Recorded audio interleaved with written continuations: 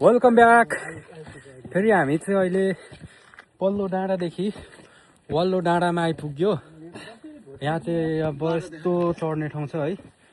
यो चाहिँ कोरियाको बुक्कासानको यस्तो ढुङ्गा खोपेर सिँढी बनाएको छ।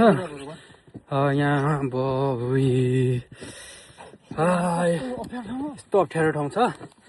यो चाहिँ साउथ कोरियाको बुक्कासान। झोला त यहीँ राख्छु, अब डर लाग्यो है।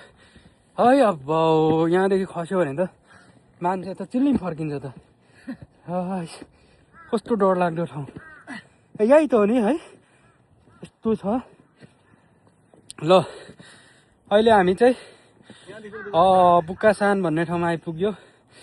ए साथीहरू, अब मान्छेहरू चाहिँ सब फिरिसके। त्यो पारी देखेको साउल। अब हामी चाहिँ खासै टाढा त होइन, हिँडेर त्यहाँ तलबाट आएको, तर 2-3 घन्टा लाग्छ यस्तो घुमेर। अघि हामी पल्लो डाँडामा थियौँ, अहिले हामी वल्लो डाँडामा छौँ।